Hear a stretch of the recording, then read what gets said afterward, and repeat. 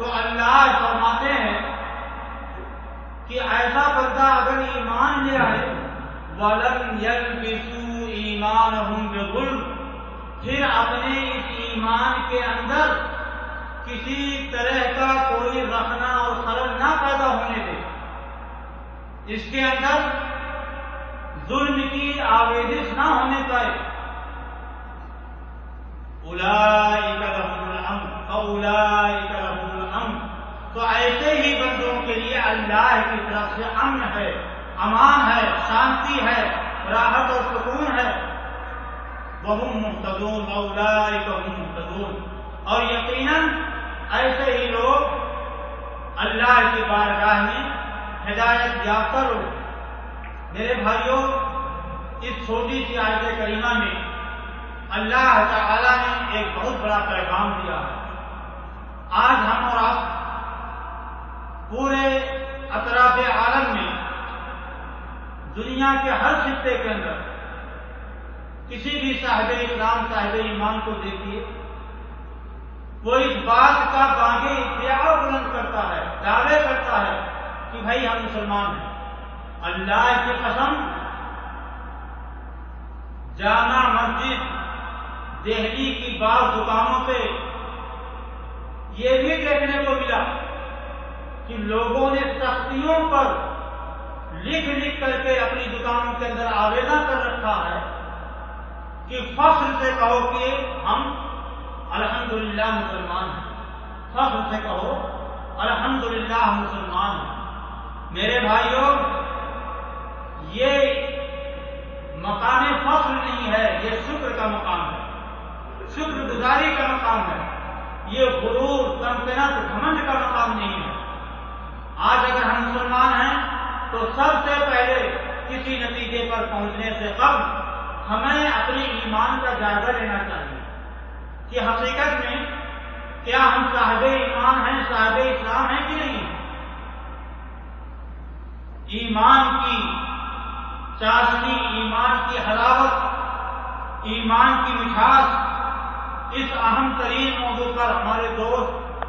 فضیلت الشیخ احمد تاج الدین حفظہ اللہ نے اپنا خوبصورت لیکچر آپ لوگوں کے سامنے بیان فرمایا اور بتایا کہ ایمان کس انداز سے اور کس حیثیت سے، کس کیفیت میں ہمارے ذہن و دماغ میں راسخ ہو، ہمارے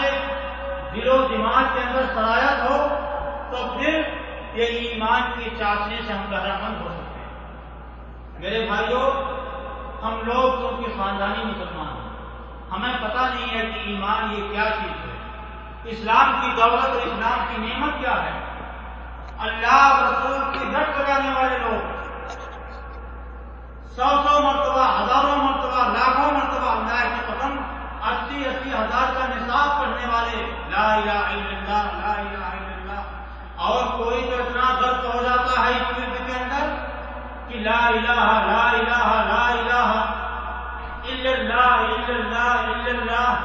پھر ایک وقت آتا ہے اللہ اللہ اللہ، پھر ایک اور وقت آتا ہے آگے چل کر کہتا ہو۔ ایسے لوگوں کے بارے میں ہم مسلمانوں کے اندر ایک بہت بڑا طبقہ ہے جو یہ سوچتا ہے کہ یہ بہت پہنچا ہوا انسان ہے، اللہ کا محبوب ترین ولی کامل، اللہ کا ولی کامل انسان ہے۔ اللہ کی قسم، ہمارا یہ عقیدہ، ہماری یہ فکر، ہمارا یہ زاویہ نگاہ، ہماری سوچ کا یہ نقطہ شریعت سے بالکل متصادم ہے، متعارض ہے، شریعت کے ساتھ اس کا کوئی تعلق نہیں۔ اللہ نے فرمایا قرآن کریم کے اندر الذین آمنوا ولم یلبسوا ایمانهم بظلم اولئک لهم الامن وهم مهتدون، یقیناً وہ لوگ جو ایمان لائے اور اپنے ایمان کے ساتھ ظلم کو داخل نہ کیا، اولئک لهم الامن، تو ایسے ہی لوگوں کے لیے امن ہے، آسائش ہے، راحت ہے، اللہ کی طرف سے آشتی اور شانتی اترتی ہے۔ وَأُولَئِکَ اللہ کی بارگاہ میں ہدایت یافتہ. اب آپ سوچتے ہوں گے یہ ظلم کیا کہ ایمان کے ساتھ ظلم، یہ کون سی چیز ہے؟ نبی پاک صلی اللہ علیہ وسلم پر جب یہ آیت کریمہ نازل ہوئی تو صحابہ کرام سراسیمہ ہو گئے، پریشان کہ اللہ کے رسول صلی اللہ علیہ وسلم ایما لا یظلم یا رسول اللہ، اللہ کے رسول صلی اللہ علیہ وسلم اگر ایمان کے ساتھ ایمان کی مقبولیت کے لیے اللہ نے یہ شرط لگا رکھی ہے کہ ہم سے کوئی ظلم نہ ہونے پائے، تو بتائیے کہ ہم میں سے کون ایسا انسان ہے جو ظلم نہیں کرتا، زیادتی نہیں کرتا، دوسروں کے اوپر اپنے ہاتھ کے ذریعے، زبان کے ذریعے، عمل کے ذریعے ظلم سے وہ محفوظ ہے؟ ایسا کون سا شخص ہے؟ تو پھر اس طریقے سے تو دنیا کے اندر کوئی بھی انسان اللہ کے عذاب شدید سے محفوظ نہیں رہ سکتا. نبی پاک صلی اللہ علیہ وسلم نے ارشاد فرمایا، کہا میرے ساتھیوں، میری قوم کے لوگوں سے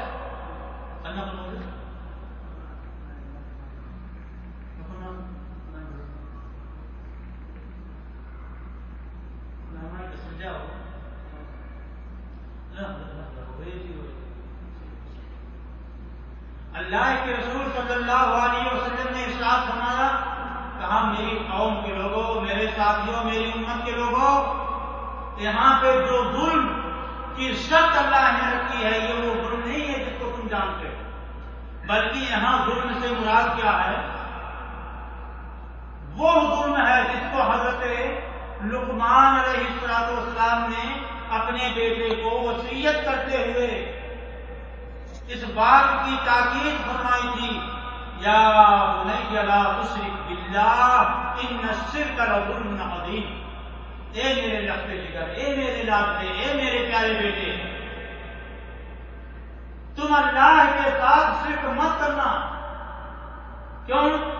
ان الشرک لظلم عظیم، کیونکہ شرک یہ سب سے بڑا ظلم ہے. ہم آپ کی گھڑی، آپ کا چشمہ، آپ کی سائیکل، آپ کی گاڑی، آپ کی جائیداد، پراپرٹی، بینک بیلنس، آپ اس کے حقدار ہیں، ہم اس کو چھین لیتے ہیں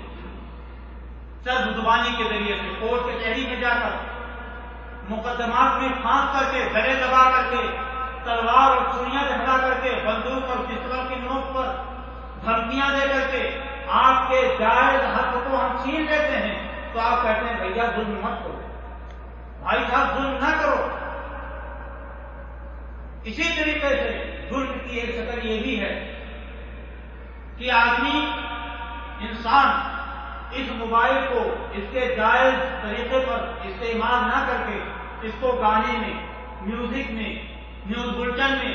غلط قسم کی فلموں میں اس کو استعمال کرتا تو کہتے ہیں کہ بھائی ظلم نہ کرو، یہ ظلم ہے. اور ظلم کے اندر سب سے بڑا ظلم یہ ہے کہ انسان اللہ کے حق کو چھین کر، اللہ کی قدروں کو چھین کر، اللہ کے پرماننٹ ویلوز کو چھین کر وہ کسی اور کو دے دے. اللہ کا حق یہ ہے کہ اللہ کی عبادت صرف اسی کے لیے کی جائے، لیکن بندہ کیا کرتا ہے؟ اللہ کی عبادت کو چھین کر، پیدا اس نے کیا، اس کا دیا ہم کھاتے ہیں، اس کا دیا ہم پیتے ہیں، اس کے وجہ اس کے دلانے سے ہم زندہ ہیں. موت و حیات اور دنیا کے سارے کاروبار، سارے نظام، سارے سسٹم کا کلچ اس کے اپنے ہاتھ میں ہے. اس کے باوجود ہم اللہ کی ناشکری کر کے، کفران نعمت کر کے، اللہ کی شریعت سے بغاوت کر کے، اللہ کے دین سے تمرد اور سرکشی کا راستہ اختیار کر کے ہم اللہ کی عبادت کو چھین کر کسی غیر کو دے.